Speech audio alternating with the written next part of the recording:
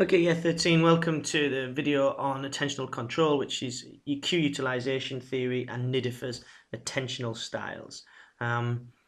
First things first, just think back to year 12 and your AS work on inverted U theory and optimal levels of arousal, and make sure that that diagram that's in front of you there makes absolutely perfect sense to you, that you are aware that performance increases with arousal to an optimal point.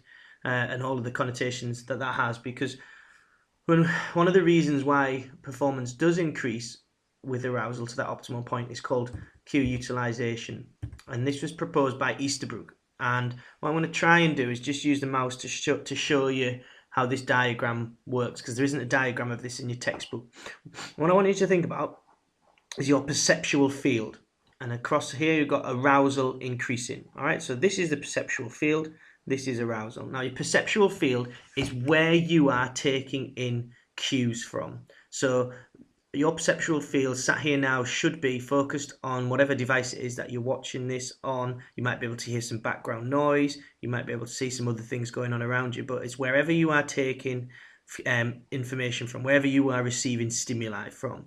And within this theory, as arousal increases, your perceptual field narrows. You should be able to see that. And the optimal point here is where you are only processing relevant cues. So all the information that you're taking in is relevant. Everything else, all the irrelevant cues that you were taking in earlier because you were under aroused, they have been discarded.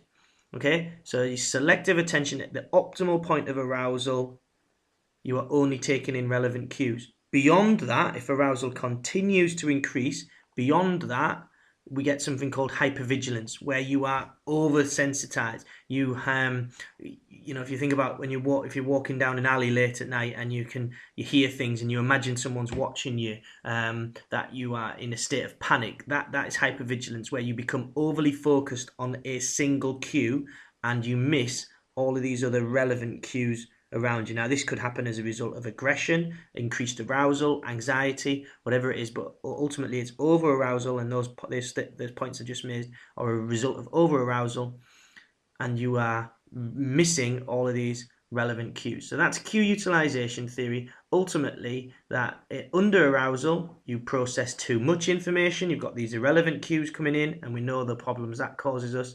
As arousal increases, we discard those irrelevant cues and we are only taking in relevant stimuli. And then as we continue to get aroused, so we experience over-arousal, we then get to a state of hypervigilance where we are missing key information. We miss key points, and that's known as hypervigilance. There's some text here on the screen that explains what I've just said to you. So just take a second to pause the video and read through the text, but ultimately what I've just explained there and what's on the screen here should match up, and you should have a decent understanding of that by the time you finish watching this clip. Moving on, I want you to look at page 256 in your textbook, and you see in the bottom left hand corner there's a diagram that looks like that, just moving back. And basically in that diagram you have an internal and an external focus, and a broad and a narrow focus. So I'll just have to flick between the two, so I apologize. If we start up here with the external focus, that means that your attention is focused externally. You are looking at things that are happening outside of the body. You're picking up cues from your environment. If we come down here, and you can't quite see because I think it's just not being caught on the bit of software that I'm using, it says internal focus. Internal focus, and that is you focusing on your own thoughts, your own feelings, your own mental state. So you've got external and internal. Apologies, you can't see that. And then alongside that, you have a broad focus, so you're taking in a lot of cues, and a narrow focus, where you're only taking in a small number of stimuli. So this is it's the same as our achievement motivation diagram. You are in one of the sections, you put yourself in one of the sections. So here we are using a broad external style. All right, so in a game situation, your rugby, hockey, football, whatever it is, primarily you will be using broad external because you have to focus on what other people are doing, where the ball is, where other defenders are, where other attackers are, and that's you're focusing that externally. And if it has to be broad so that you can pick up the relevant, all of the relevant cues. In the same instance, if you are batting in cricket, you'll have to use a more narrow style. So you're focusing just on the ball, watching the ball onto the bat, getting rid of thinking about any close by defenders. And if you think about the picture of the guy with the table tennis bat at the start, he's using a very narrow focus, just purely focusing on the ball. The internal ones are a little bit more difficult to understand. Narrow internal is you just purely focused on yourself and controlling your own anxiety, perhaps some mental rehearsal going on, using some imagery. So it's you and just you thinking about your thoughts and your feelings and having control over them. That's easy when you're thinking narrow. When it's internal broad, you need to think about those thoughts and feelings, but also thinking about factors that have gone on in the game so you can help you to decide with tactics. And a good example of this is a coach giving a halftime team talk or a captain giving a halftime team talk, because they're having to think about things that have happened in the game, reflect on their own feelings about what's happening, but there's also an external element of that because you're needing to consider lots of factors before kind of coming up with an ultimate decision. Page 256 is all around Nidifer's attentional styles, and hopefully what I've said there will make a difference as well. 3 final points.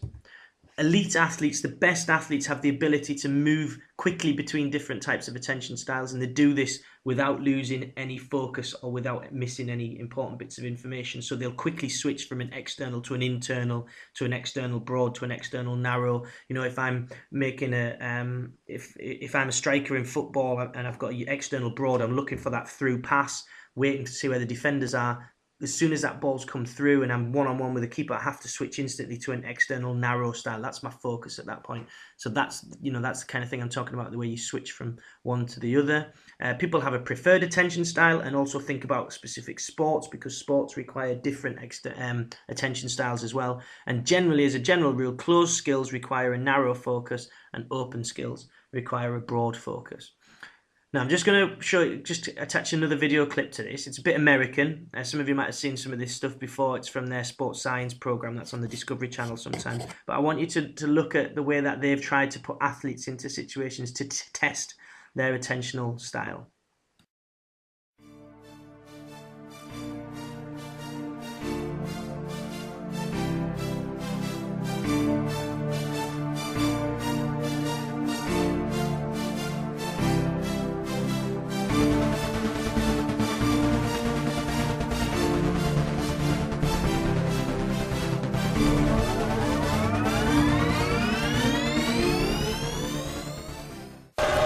Subject Brandon Heath has been assaulted with strobe lights and out-of-control clouds.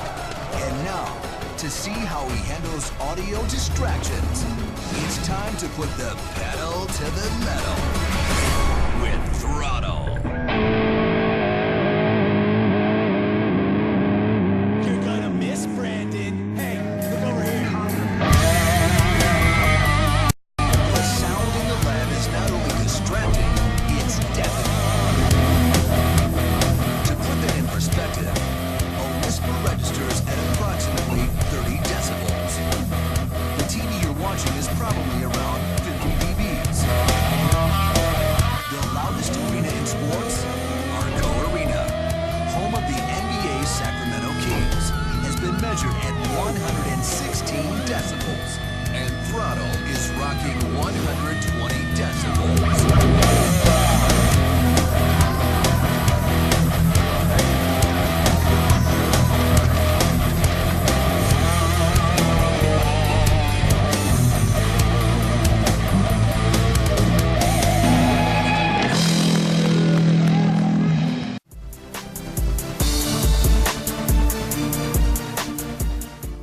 Will it redline at 180 beats per minute?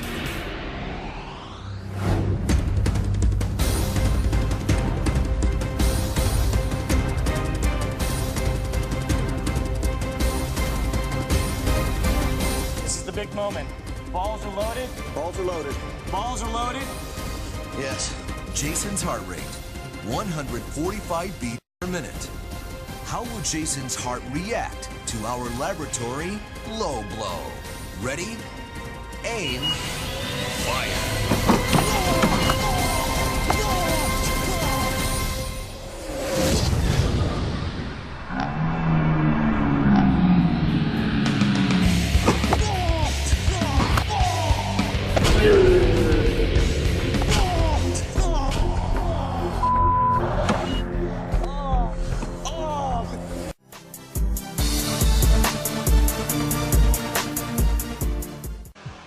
A helicopter spins its blades while hovering in the air. We feel Jason should do the same. We want to take away gravity pretty much altogether and suspend you in the air by a harness.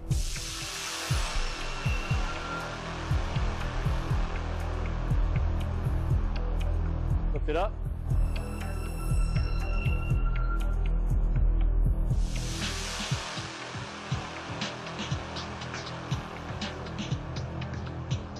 Ready? Count you down. 3, 2, 1, go.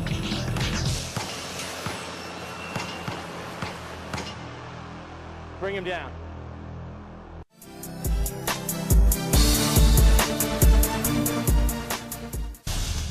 When we're lining up the car, we're all kind of looking at this saying, there is no way he's going to jump over this. What are you going to do? You're taking off from right where? Taking up from right here, and I'm gonna finish.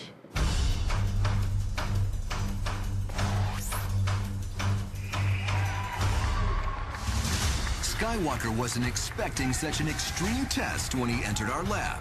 Now he has to step his game up. Way up.